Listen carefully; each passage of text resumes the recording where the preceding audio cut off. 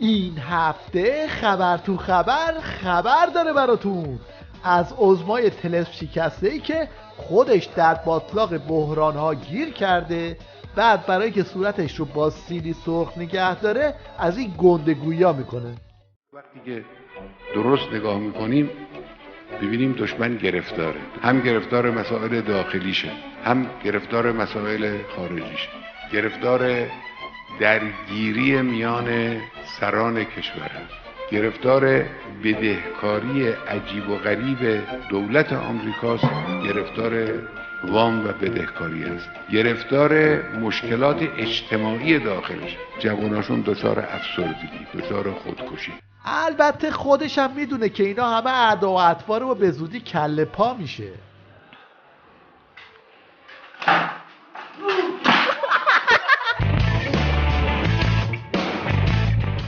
شیخ بری هم که این روزا حسابی زیر ضربه، میخواد با این مسخره بازی ها آسمون و ریسمون رو به هم ببافه و خودش رو از خشم مردم در ببره. رب گوجه فرنگی یا ماکارونی در چند هفته از مرز خارج میشه و صادراتش افزایش پیدا میکنه و چند روزی مردم در مضیقه قرار میگیرند. بگه پس چی شد؟ نمیشه یک شاگردی که در کلاس همه نمرهاش 20 هست یه روز اگر 19.5 گرفت ما همه 20 ها رو فراموش کنیم و اون 19.5 هم فراموش کنیم، بگیم نیم نمره کم شده، از صبح تا شب بگیم آقا نیم نمره کم شده. دشمنی که سنگ پرت میکنه یه شیشه هم میشکنه، بعد طرف بگه ای آقا شیشه شکست. تو این فاصله ممکنه یه بچه‌ای هم سرما بخوره در زمستان، تو تابستان ممکنه مگس و پشه‌ای هم وارد شه. دیگه دوره این خالی بندی ها گذشته، حالا این فیگورا حتی جماعت بنفش رو هم نمیتونه گول بزنه.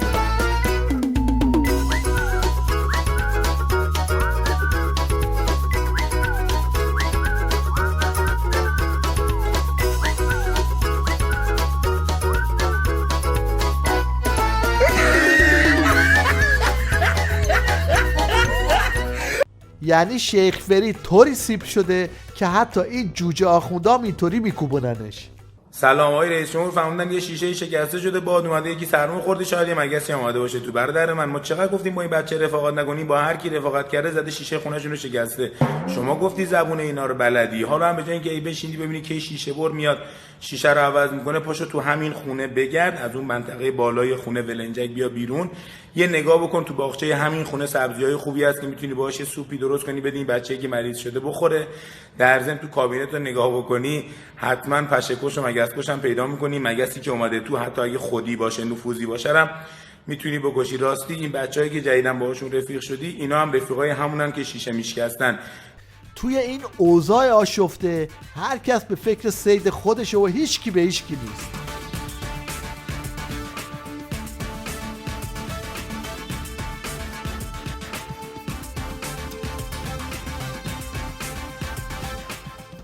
البته با چرخی در فضای مجازی با پاسخهای دیگه هم به شیخ فری مواجه میشیم که در نوع خودش جالبه. آقا یه قصه نوشیده میگم خدمت آقای روحانی که سفارش کرده سخنرانی اخیر خودش ماکارونی نخوریم. ماکارونی عیبه مثلا بخوریم، چی اشکال داره؟ ماکارونی نمیخوریم، روبو گوجه نمیخوریم، گوشت نمیخوریم، مرغ نمیخوریم، ماهی نمیخوریم، اصلا ماهی چی نمیخوریم. آقا تو بگو ما چی بخوریم، یا آقایی بکن ببین چی باید بخوریم، اونو به ما لیست بکن، تغذیه مثلا به ما بده، ما اونو بخوریم فلان. این داستان گرونی مرغ و گوشت حسابی داره بیخ پیدا میکنه. کار به جایی رسیده که تیوریش هم نمیتونه ساده از کنارش بگذره. الان به نظر این باله چنده؟ باله باید بکشیم تقریبا 1000 تومان. بکش ببینیم چند میشه.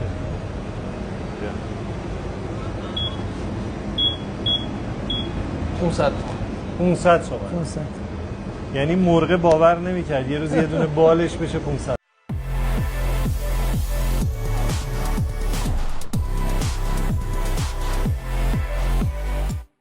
اعضای مجلس وحوش هم برای که خودشون رو از تک و تا نندازن رفتن تو فاز اپوزیسیون بازی و اینجور اعترافا.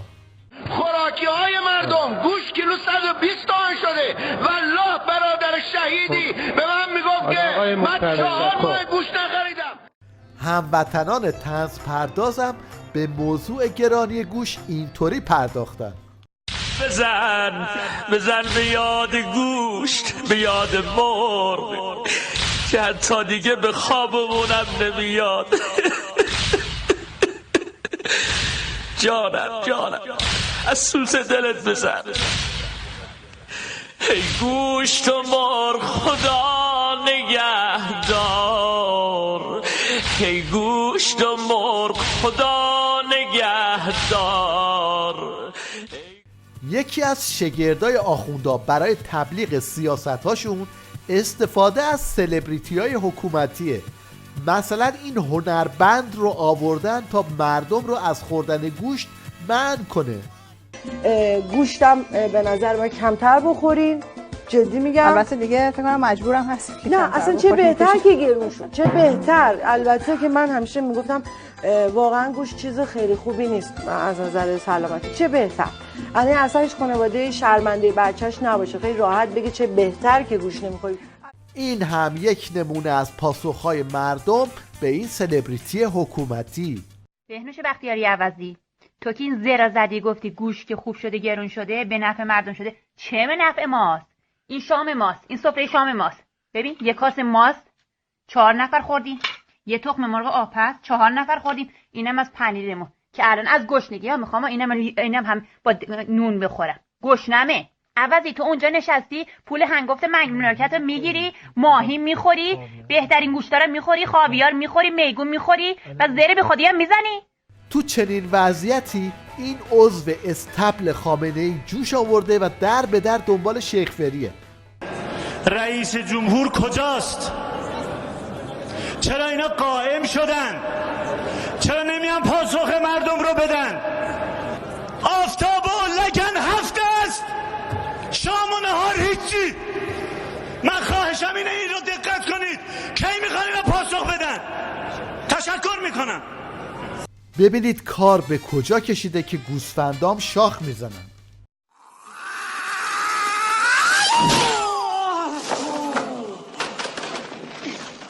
وسط این قایم باشک سر و کله شیخ فری پیدا شد و گفت دولتش خیلی کار کرده، اما مشکل در مردمه که توقعشون زیاده و راضی نمیشن. ما از لحاظ بیکاری کارنامه خوبی داریم، اما البته مردم ما قانع نیستن. این حرف درسته. از اون طرف هم جماعت دلواپس گوش به زنگن تا پنبه شیخ فری رو بزنن. یه نمونهش رو ببینید. بچه خواهرش از اون بر لندن زنگ بزنه، دایی جون سلام، لندن نظرش یه فلانی رو بردار فلانی رو بزن. بردن اینا رو با روحانی گفتن، سندای اطلاعاتیش رو سپاه گذاشته جلوش، این تلفن، این آدم عضو MI6 لندن به شما زنگ زده، اینو گفت. ته همه این دعواها هم چیزی نیست جز سهم بیشتر از سفره نظام. كده كده العيش حط عليها.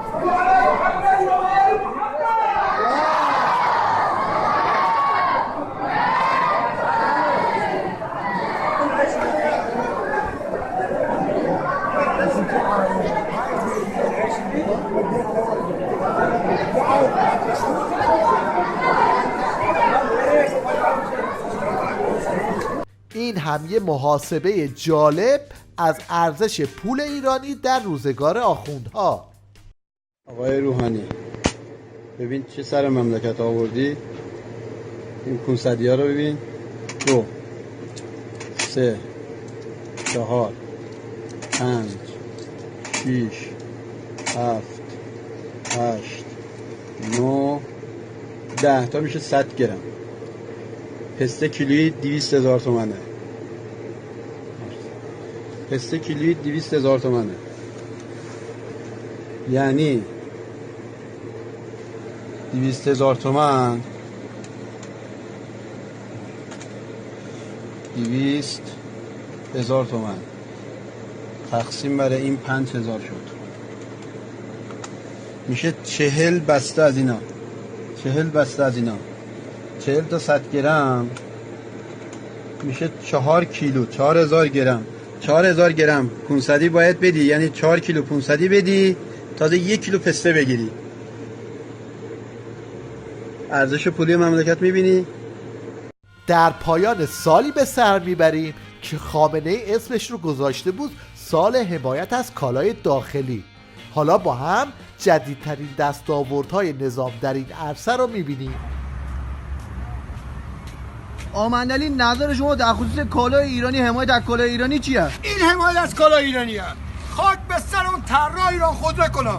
به جای پلاستیک نمد گذاشته، نمد گل میگیره، هی سنگین میشه میفته رو لاستیک. اون ورچه کنده می نخت میدن این یکی شما امروز میکنه. برو بمیره با این طراحیش. خاک به سرتون کنه. تمام مملکت به همین وضع میچرخه. هر کس به هر کس هر کاری کرد. جای نیسته. این یکی هم نیسته بیا ایراد چا میگیره. میگه کالای ایرانی استفاده کنی. الا برکت الله. این هم پیشنهاد مجری تیوریش برای حل معضل قیمت پراید. دلار 18000 تومان بود، شما گفتید آقا دلار گرون شده ما میخوایم گرونتر بفروشیم و اینا، پراید میفروختید 30 تومن 30 خورده ای. بعد همینطوری دلار اومد پایین، شما دوباره همینطوری دارید یه پراید رو میبرید بالا. دلار 12 13 تومن دارید پراید میفروشید تو بازار 45 تومن، گاهی بیشتر. چه خبره؟ چه اتفاقی مگه افتاده؟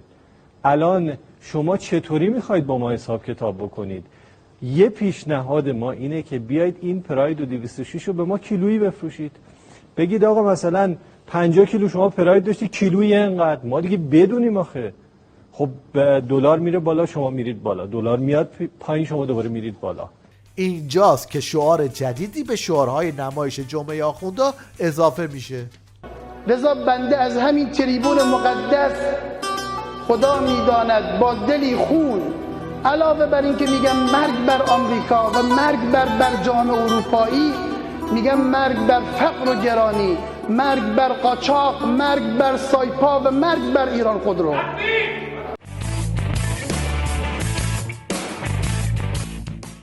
مشنگ اول این هفته هم شیخ فریه که رفته استان هرمزگان و درباره بندر گناوه حرف زد. یعنی طرف اسم خودش رو گذاشته رئیس جمهور، اما نمیدونه که بندر گناوه جزو استان بوشهر نه هرمزگان. یکی از طرح‌های ما توسعه بندر گناوه است. این بندر قدیمی، بندر مهم. این مشنگ 8 سیلندر هم اسم خودش رو گذاشته نماینده، بعد با این دک و پوز اومده جلوی دوربین. حرفاش رو خودتون بشنوید. آقای قاضی پور، شما حاشیه رو دوست دارید یا حاشیه شما رو دوست داره؟ زیاد در مورد اطلاعات ندارم. یه بار دیگه سوالم بگم. میگم شما حاشیه رو دوست دارید یا حاشیه شما رو دوست داره؟ نمیدونم، اطلاعات ندارم. من شما چجوری تو جلسه روزه میشینید با این دل نزاکتون؟ من چند بار از هلیکوپتر سقوط کردم، چند بار روی مین رفتم. از هلیکوپتر سقوط کردین؟ یعنی چطوری؟ هلیکوپتر از بین رفته، ما زنده ماندیم. بعد چند بار روی مین رفتم، چند بار مجروح شدم، چند بار در عملیات به عنوان نفر اول خدشکن عملیات شدم. یاد اون اتفاق و اون برخوردی که با اون خبرنگار داشتید افتادم. چی میشه که شما یک باره هیجانی میشید و شاید دعوا و ضرب و شتم با خبرنگار کنید؟ نه، اون خبرنگار فضولی کرد. در بحبوحه نسخه پیچی‌های حکومتی، این بوزقلمون نالان هم به این نتیجه رسیده که تعداد آخوندا کمه و باید زیادش کرد. در تهران ما از هر 2000 نفر یک روحانی دارن. حالا اون روحانی در چه درجه‌ای هست، همه روحانیون هم در حدی نیستن که ارضا کنن جامعه رو. جوانهای ما همینجور که به طبیب نیاز دارن، به دانشگاه نیاز دارن، به حوزه والله نیازشون بیشتره. از اونجایی که بسیجی‌ها حسابی پنچر شدن و از تحولات سال 98 هم در هراسن، عظما براشون جشنواره آتش به اختیار راه انداخته. آتش به اختیار هم صاحب جشنواره شد، یعنی اون آتش به اختیاران عزیز صاحب یک جشنواره شدن و میتونن آثار خودشون رو ارسال بکنن. یعنی چی؟ یعنی اینکه آقا از کتک زدناشون تو خیابون فیلم بگیرن، بفرستن جشنواره، به بهترین کتک زدن و بهترین عکس جایزه میدن.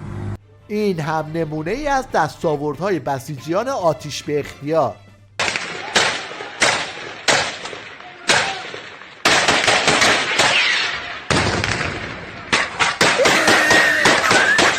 مردمم از هر فرصتی برای تمسخر این جماعت استفاده میکنن، از رزمایششون تا جشنواره‌شون.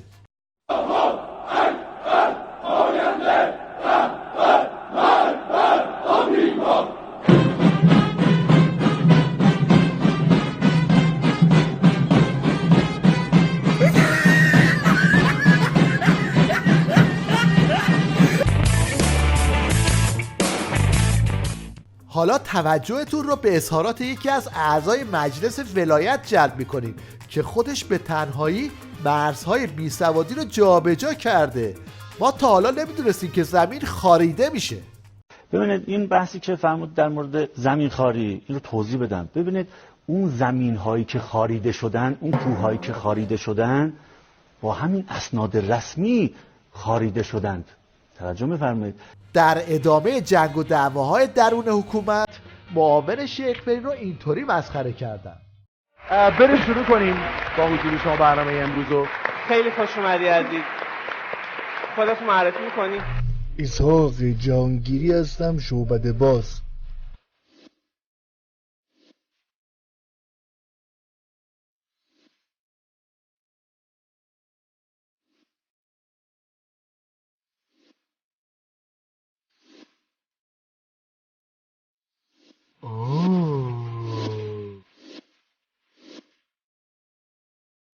شگفت‌انگیزه به نظرم، جذاب و شگفت‌انگیز و من رایم مثبت.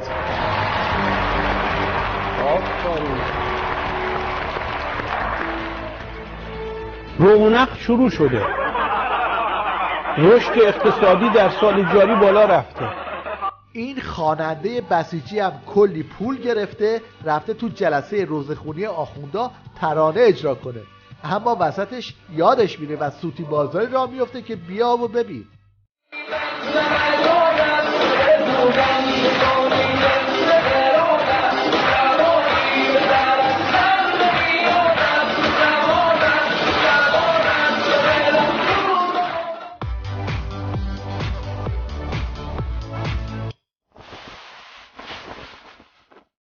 در پایان توجه شما رو به چالش فروشگاه جلب میکنیم که جدیده. ظاهرا مد شده که مشتری جنس رو میگیره، هنوز پول رو پرداخت نکرده شروع میکنه دویدن. نتیجه رو خودتون ببینید.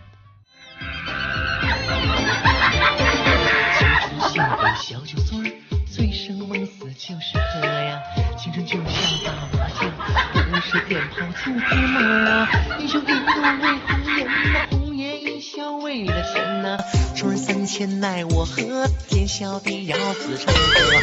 哎呦我的妈！但是得有男人呀，男人一直在坚强啊，女人富有也迷茫啊。男人要是真有钱，他和谁今生都有缘呐。高楼平地起，辉煌只能靠自己。社会很单纯，复杂的是人。哎呦我的妈！谁把谁当了真的好玩的深？社会很单纯，感情哪有真呢？谁能在乎我呀？星星知我心啊！